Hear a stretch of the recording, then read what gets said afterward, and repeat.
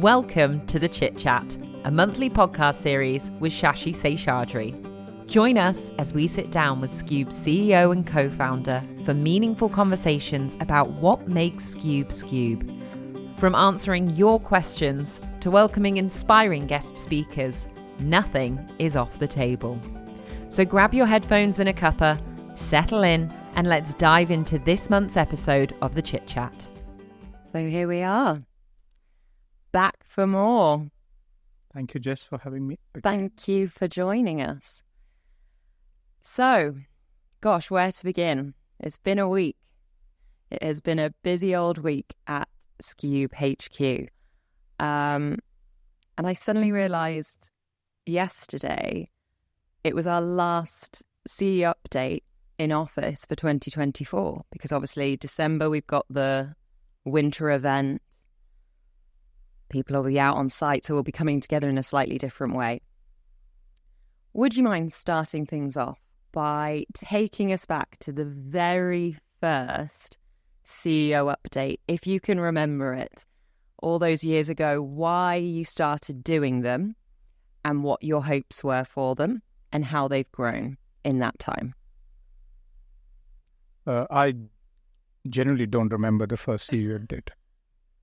Absolutely, I don't remember it. But I do remember why. Because that why keeps me honest even today. So there were a few whys that go into that. I think one was consistency, because for people who know me and work with me closely, I sometimes don't land on time. I don't land into meetings on time. I forget a few things. I cancel a few things lastminute.com. In my head, these are all valid reasons, but you've got to maintain a certain degree of hygiene around it. For me, CEO Update, when it kicked off, was a consistent forum and a consistent medium to communicate, with everyone at Scube. A single voice, and and it's get the message straight out to everyone. So I think that was one key purpose. I think building on my first, introductory point, putting firm slots in for the whole year tells me that there's a pattern to it, there's a method in the madness. And I think barring maybe one or two, I think we've been doing it for 2 years now, 2 years and a bit maybe, and barring one or two which would have been, either to suit the timing of something or whatever, we've never cancelled a CEO update because a client meeting came in or someone called me or whatever. So I think what it says is that if you really have the the vision clear and the and the path to it clear, you can make things happen. My final point on the CEO update is it's also an opportunity for other Scubers to bring items of significance as a communication platform with the rest of Scube. So, I say it even now, if there are specific things that we need to communicate, please contact me or Rob and tell us that we want to do it, because sometimes we don't know that something's happened that materially this month that makes a difference, and and we will make space for it. So the agendas are quite agile. It is not one that that just follow a diction in the scheme of things, which is why I sort of love it. It gives me different emotions when I either come in first or I come in last. I've started enjoying the pattern when I come in last. So it's a voice, yeah. It is a voice. It is a voice that that platform should be used. And I'm absolutely sure we will rock 2025 in a totally different format with the CEO update, as we've been discussing secretly, Jay. So yeah, Scubers, watch out. 2025 CEO updates will follow a very, very different. It's a really valid point about the communication aspect to the rest of the company. This one in particular really stood out to me. There was so much content in it to get at, and from sharing personal stories to raising awareness of causes, to then getting to see Jack and Dawn do a presentation. You know, we all knew that the team had won gold, which was a great moment for all of us. And in true style, I was very excited about it, but I didn't actually know why. So to have them stand up and say, hey, we won this award, and it's because of all this work we did. And then when you watch it and you really take it in and you realise, oh my gosh, they deserved gold easily. It's really good for things like that. But the one consistent is obviously you delivering your CEO update and speaking to the whole company. You're a very good public speaker. What goes into... My mum said after podcast 1, she said my English vocabulary is improved. Good. Which is, I think I said it to you. I think it was a revelation for me. I didn't realize that there were these contrasting viewpoints that my mum had. But she did say, you speak more English words than you used to speak when you were in college. So I thought, well, probably through all the CEO updates and public speaking. She complimented my reading habits. I will take that. Thank you, Mum. For those moments in the CEO update, how much thought goes into them? How do you decide what you're going to talk about, or do you just get up and deliver these knockout speeches without putting much thought into them? No, we should put thought into them. Absolutely. I think extempos without purpose can be meaningless and can be quite one-dimensional. So I absolutely put thought into them. And I gauge a mood music. Yeah. So every CEO update of mine, there is a mood music that is left with the skewers. And the mood music has a very clear degree of authenticity behind not the moment, but the period. So I think that is really important for us to bear in mind. The period in concern is the period that has just passed and the period that is forthcoming.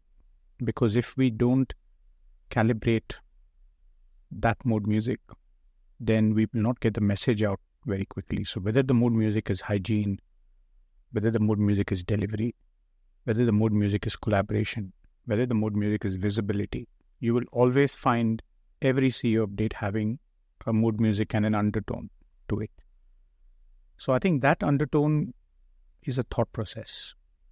And then around it, you build some of the key elements. So I always carry, I think, a piece of paper with some points. I don't use it on the phone because the phone times out when you speak. And then every time you're using your Face ID to unlock it, which can be quite painful, especially sometimes when you wear glasses. It's a problem. The problem with the paper is I need glasses, and I don't enjoy speaking with glasses. So it is tough. Every time I go up there, I have butterflies in my stomach because I'm not a natural speaker. But what I bring to it is my soul. I think what I think comes out is my belief. The belief is what comes out. It is not a speech. So as I'm going through it, I'm consistently looking at people to say, is it landing? Is it not landing? Are the eyes talking back, not talking back? Is there acknowledgement? Is it? So, and depending on that, sometimes if it gets too intense, I bring some humor in, which sometimes you have to say it was humor. Otherwise, it doesn't land. So no, look, you've got to be fairly agile on the stage, and I think the same thing goes into everything we do, isn't it? When we do delivery, you've got to be agile. You can't, you got to listen to the client. You got to work with your ecosystem in the scheme of things. So no, I do prep. I absolutely prep. The key points are prepped. Inadvertently, I do miss, one or two because I have Rob sitting there with his, telling me time, which is absolutely right. He should do that. Otherwise, you can go astray very quick. Yeah, so the prep is important. Always, every session, prep is important. And the same applies to every client meeting. It comes out like I'm in extempo mode, but I'm not. I have prepped every conversation I'm going into. Thank you for sharing that. I just naturally assumed you loved doing those, but it's so true. People see me presenting, they think I love it. I think the butterflies are a good thing. Absolutely. But I think everyone gets them. I don't know anyone who stands up in front of a room full of people and doesn't feel that little twinge of, ooh. And we should use this opportunity to give a shout out to Rob, because he does help shape the agenda for those. And he, as he does with everything, he puts his heart and soul into it. So he is a big part of helping shape that mood music, listening to the room. And yeah, go on then. He's okay. He's all right. And Lou, as well, since coming on board, has helped turn it into an even bigger day with the introduction of social happiness. All right, we'll give her a clap too. What minute in is it? So it is growing and growing and growing, and I'm really looking forward to 2025 and taking it on that journey and continually learning and growing. Another really powerful moment from that day was when some of our veterans stood up and shared what Remembrance Day means to them. We are in November. We are coming up to Remembrance Day. And for some of us, we might not know just how many veterans we've got in Skube. What does it mean to you to have that growing community within Skube, and what have they taught you maybe by being in the company? I think respect is one. We can't deny that at all. Working in the forces is a sacrifice. It's a sacrifice for the person concerned. It's a sacrifice for the family and friends around, and it is and it is one that has a long-lasting impact on their life in the scheme of things. So and each one goes through different experiences in the scheme of things. I think working in the forces, which I've seen, it brings a lot of trust. It brings a lot of teamwork. It brings a lot of collaboration, and coordination is a very key part of it, because things happen within the fraction of a second in the scheme of things. Yet there is a very jovial part to every individual, and you see that in Skube, with the Skubers you interact. Each one has an underlying sense of humor that comes out in different ways, because I think you need that. When you are in a very serious environment, I think that sense of humor keeps you sane, perhaps, and keeps you relevant, for yourself and for friends around. So I think that's good. I think for me personally, I do come from a defense family. My dad was in the forces, in the Indian Air Force for 30 odd years, and I've grown up with those things, because fairly early, as we were growing up, my parents decided that the family wouldn't move. So my dad used to move, so I used to see him like twice a year, and the days when he used to come in were very joyous, and the days when he used to go, I used to cry for 3 days after that. And we used to have no mobile phones, no FaceTimes, so we used to speak once a week. And I used to be constantly worried about my dad, because it's just that feeling that builds into you. And then when he came back, I left home. So, it is a sacrifice. So, and the fact that he always did that with a view to serving the nation is a big thing. And that's exactly what I say about our Scuba veterans as well, and sort of all veterans, because they don't think twice before giving. So I think that should, that sense of purpose always is something which, where do they see work-life balance, when you're out there on the front line. So I think when you look at those, everything we do feels very small. So the more we make ourselves relevant, and the more we look at the big picture, the more we can make our contribution significant for ourselves. Then the company comes later, then the business, then work. Everything is after. I think the piece I always say is make your contributions relevant to yourself. So, when you look yourself in the eye every morning, you feel good about it.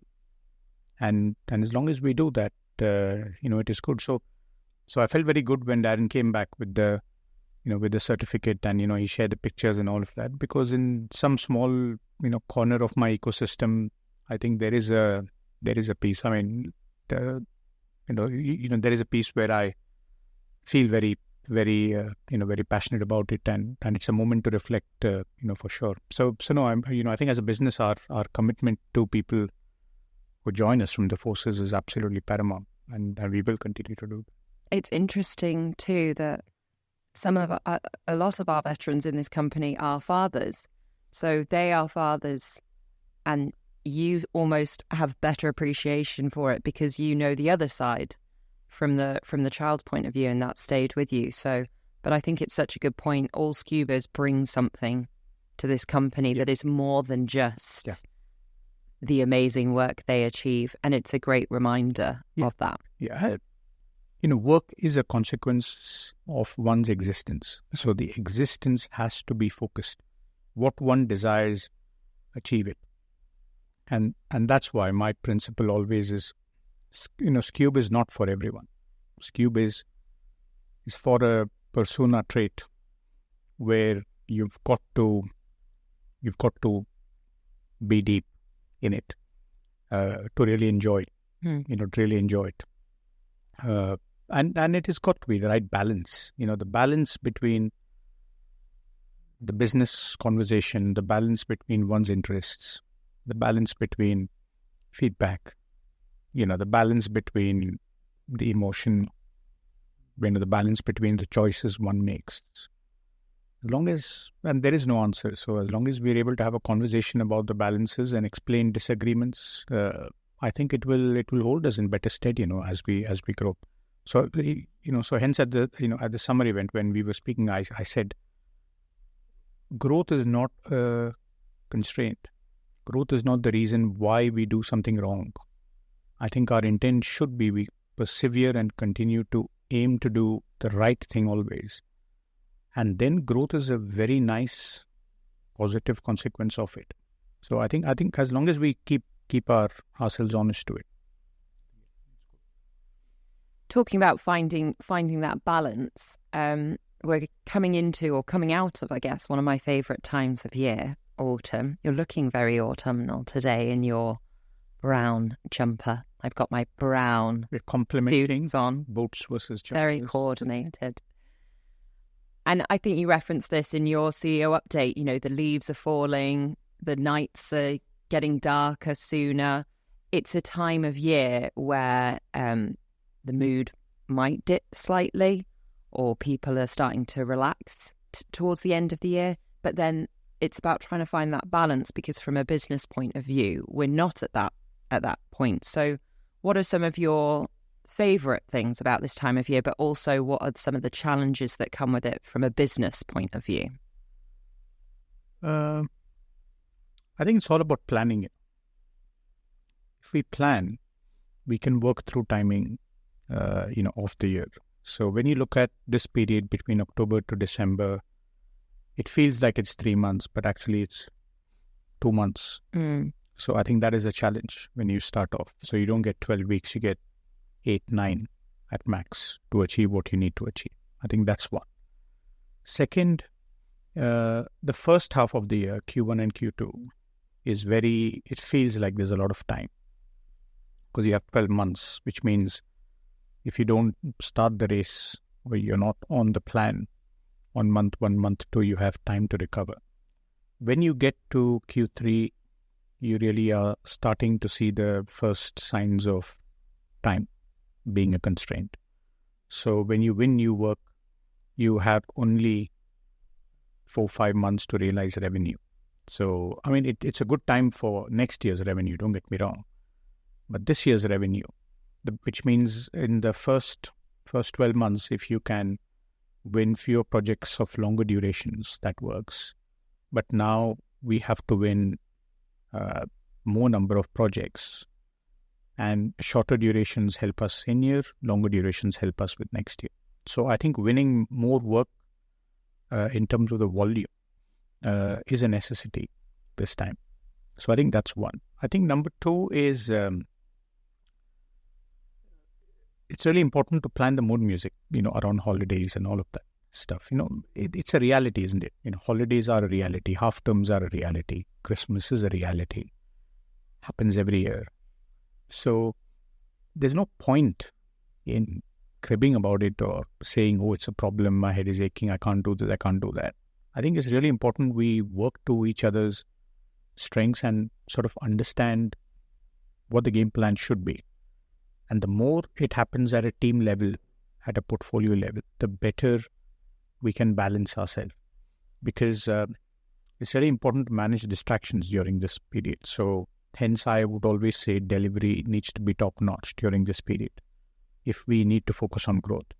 Because you can't have a leak in delivery, you can't have a leak in morale, you can't have a leak in, these ecosystem, variables, and then expect growth. It just puts too much pressure on sort of everyone. So yeah, I mean, I come back to a few things. Look after the health. Take your flu jab, because changing seasons brings that around. I myself suffer from asthma, and for those close to me, they know over that weekend when I was going to take my flu jab, because the moment you have an inhaler, they put you up on an NHS list. Which is a good thing. But that weekend I was dreading, because the following week was a very busy week. I was bored. And my history of jabs is I have a jab, and then because they pump flu into you, I go down. So I didn't want to lose next week. I had a whole raft of advices: drink water, vitamin C, this, that. And I kept myself so busy that weekend with work that I didn't want to think about the fact that I would fall ill. But I think it's good, because once that's done, you're done with it. And jabs are effective. So, take your jabs. The flour is absolutely the right thing. Fuel, lights, oil, water, electronics, and the rubber. That's twice you've remembered that now. Both I really connected with it because it's so relevant. Because in winter, it's dark days. You drive out, it's dark. You get back home, it's dark. So I think that's important. So yeah, it's really important to look after yourself. I think that's my underlying message, isn't it? Look after yourself, because health is important when you're running pace and all of that. And what does happen is you come back from a holiday, you then fall sick 3 days, 4 days. The momentum gets killed. So when you're running a shorter quarter, momentum is really important. The handoffs have to be, it's a bit like a relay race. If suddenly you have someone in the quartet who drops pace, it puts so much pressure on the others to finish the race. And the more we can maturely, have that outlook, I think the more it will work. There is no more rocket science to it, Jess. Genuinely, there isn't. Anything else is symptomatic of something going wrong, and then you're picking the threads of how you recover and how do you realign certain aspects to make it happen. So I think the more we have a senior team, people who have worked. I think the average experience here is 5 years and above. Yeah, so it shouldn't take a lot of rocket science for us to re-emphasize hygiene again and again. We have some way to go there still. The quality of the transition, the quality of the conversation. We can transition, but are we transitioning effectively to someone to make sure that things happen? And, in any transition, you've got to run the pace a few days before and a few days after. You can't transition Friday afternoon when you're going away that evening and say, here you go, here's my list. These are all the things that will happen with no context, no pace. It just puts an absolute pressure cooker in the scheme of things. Out of offices, really important. I'm a big advocate of that. I don't like approvals on global mobility that come through, which is why I've kept that approval with me, the final approval, because I want it to be deterrent. I don't want people to work when they're away. That's the whole point. It's called a holiday, isn't it? So why are people working when they're away? They shouldn't be working. So I think it's really important we sort of follow certain hygiene aspects so that when we come back, we're fresh. I also take my holidays. Don't get me wrong. Last weekend we went to London. Absolutely, I didn't touch my laptop. I check my mails because in my job, that's required. You can't not be on point with it. And every role has a certain demand. So I think that's required. But I didn't get time because, we were shopping and we were going around and having food and all. You don't. But then when you come back Sunday evening, you're absolutely buzzing because you're impatient for the week. So it's a good sign. So the more we can do that, take your breaks, take your long weekends, a day here, a day there, consume your holidays, transition, handoff, business should run. Otherwise there is nothing more. The Q3 will come next year as well, So take your holidays and vitamin C. Take your holidays, take your jabs, vitamin C, flour test every morning and evening. Yeah, flour. And be safe. Absolutely be safe with that. Keep WhatsApps going. Mm-hmm. Let people around you know, have you reached home? Have you, I do that with people around, Lou, Rob, they all know when we all drop each other messages. It's years, and Indu knows this. Every time I leave office, I will call her and say I'm leaving. Mm. So she knows when to expect me back. Yeah. Doesn't matter where I am, whether I'm in woods or I'm at a client site, whether I'm in London. Every day, it's since years, I've even lost track of when, including on a Saturday or a Sunday when I go out, I will do that. It's not reciprocated back. Let's say that. Into. But when it is not reciprocated, still I'm checking. Where's everyone? What's happening? Because you've got to keep comms. Yeah. So many things happen in a moment now. Yeah. So, it's really important to keep that hygiene going. Okay, we're going to open it up to Scubas again. All very good questions. A reminder, if you would like to send a question in to Shashi, you can email jessica.milligan@scube.uk. They are all anonymous, and you have not seen any of these in advance. I don't like to see the question. I did ask. You said no, thank you. So we'll jump right into the first one. So this one asks, we're proud to be different from a traditional consultancy and will hopefully remain that way. But what is the one thing you think we can learn from them, if anything? A bit of commerciality, but commerciality in our own way. So it is important to understand profit. It is important to understand the discipline of time. It is important to understand the discipline of effort estimation. So I say this to my senior leaders, not just OpCo, but level 6s, 5s. 99.5% of all projects in Scube are on a capped time and material.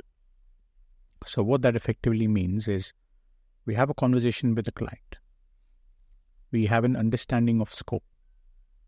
And based on that understanding, we indicate to the client a degree of time and the strength of a team. So that's time and material in commercial terms. The reason I say capped is because there is a fairly agreed, not written agreement about a fee for that, piece of work. Equally with an understanding that there are some variables that are expected to be honored to make that fee happen. When we run our projects sometimes, and this is where the traditional consultancies are really good, when a piece of scope changes or there is a delay, there is something called change control. Now, this is where I say Scube is different. Change control should not be a lever to try and elicit more fees. That's my principle. However, having said that, this is the problem. I said to you, I'll keep the watch out. Having said that, it's really important the respect of time and effort is there on both sides, with the client and with us. So you can raise a change control with no money attached to it. You can raise a change control for £0, but actually say, hey, we are missing 3 days now because of this. So we have to put extra effort to do that, but we'll do it. That's how we work. We also have cases where there is an issue our end. If there is an issue our end, we should be honest and raise a change control, because that helps us understand and helps us plan better. And last but not the least, sometimes a client also agrees that there has been a delay or an issue, and that's not 3 days, 4 days. It could be a month. It could be 2 months. It could be a gap that suddenly emanates. And these are cases where we could do better at flagging it through governance up and down, because otherwise what we do is we lose value. Mm-hmm. And value erosion is a consequence of it. It affects investment in Skube. It affects investment for our own people and the various initiatives that we put forth. So I think that's important. I mean, if there's one thing, just that degree of commerciality. I say commerciality, I don't say how do you make money. I think some decisions on whether we charge a fee or not needs to be taken at a senior level. But at an operational level, the understanding that a scope has changed or there is an impact due to an expectation that is not met, the OPCO reports need to flag that, Skube 1 needs to be updated that says we have an issue. Then let the senior, sort of members decide whether in relationship with the client, because sometimes you need to earn goodwill, isn't it? You got to say to the client, hey, actually we worked hard, because we know we're working hard. And that has a positive effect on a future deal or whatever. So if there's one thing we need to do is we need to respect time. It means an engagement is 8 weeks, 8 weeks. Yeah, if it's 9, it's a problem. If you deliver earlier, let's talk about that with the customer as well in the scheme of things. So, that's really interesting. That's one that I would say we need. Okay, this one's a bit deep. This scuba asks, what keeps you awake at night? Are you a good sleeper once you go to sleep? Are you just do you sleep through, or do you find it difficult sometimes to switch off as you're drifting off? No, so I don't worry about things when I sleep or when I go to sleep, which is why I talk straight. If I have to say something, I'll say it. I don't crib and moan and groan about it, taking it to bed, and then coming out of it. And even on my personal front, Indu knows that, or my kids know that if I've got to say something, I'll say it. Maybe right, it may be wrong. If it's wrong, I'll understand the variables and I'll apologize. I send flowers and all of that stuff. If I'm right, I'm right. It is what it is. And if we need a balance, we find the balance. So I think keep it simple, have a chat. So, so that goes away. I think when you sleep, I do have dreams, and I do get some ideas. So there are moments, there are days when I have woken up and I'm thinking, it came. Yeah, I can just see an answer to something that has been lingering back of my mind. And I see I see the pathway through. I do see a bit of that. But no, I mean, I'm quite cool. I don't sleep a lot. I sleep 4-5 hours. That's all. I can sleep at 10:30, 11, and I'm up at 4, 4:45. Yeah. The average human is supposed to have 7 to 8 hours a night. Yeah. You have 4 to 5. 5 now. I'm getting old, So 5.5, 6 maybe. I think there was a rumour started, I think by me, that you don't sleep. So it's No, I sleep. You sleep, but just for 5 hours. That's a nap for some people. 10:30, 10:45, my brain's fried. And I'm generally up on a working day by 4:45 to 5. On a weekend by 6. Because I can't sleep anymore. So my daughter is the same. She can't sleep a lot. Indu and Sid have they make up for it. So as a family, we catch up with the average. You've got the average of 8 between the 4 of you. To outperform and to underperform. And let's not define which two we're talking about. So no, that's good. That's good. We'll probably do one more because I feel like your phone is going, so I don't want to keep you too long. I think that's Rob sending a whole raft of meeting invites. It's giving feedback. I'm pretty sure we're meeting invites. This one asks, you are now an inspirational leader. It's a strong start. But can you remember a time when you were inspired or learnt something important or picked up a good habit from a past mentor or leader? I pick up habits every day. I think inspirational leader is a perception. I think with it comes responsibility. So I think that is one. I don't believe it's too big a phrase, and we are too small, or I'm too small to reflect on that, which I won't. But learning is really important with what we do. So I admire people who are consistent, who work hard, and whose value system is consistent. So I think that is really important. And hence there were, we had the whole Cadent exec earlier this week for a conversation, and it was brilliant.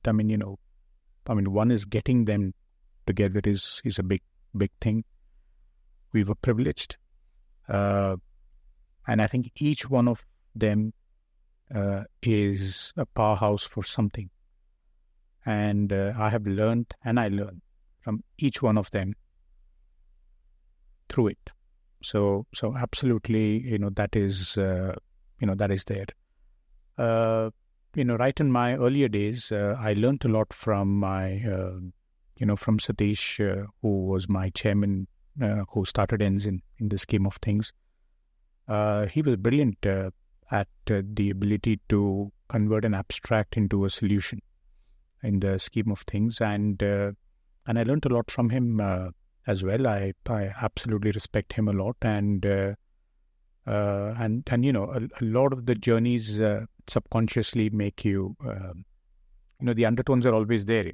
You can't forget the undertones. So no, I've learned a lot from Satish.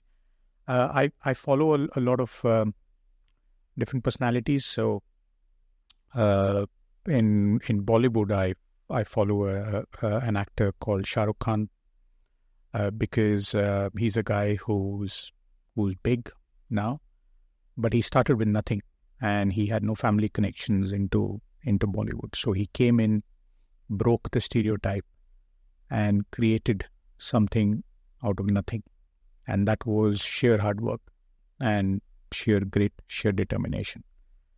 So I do follow him, and I absolutely loved Steffi Graf because of her hard work and determination.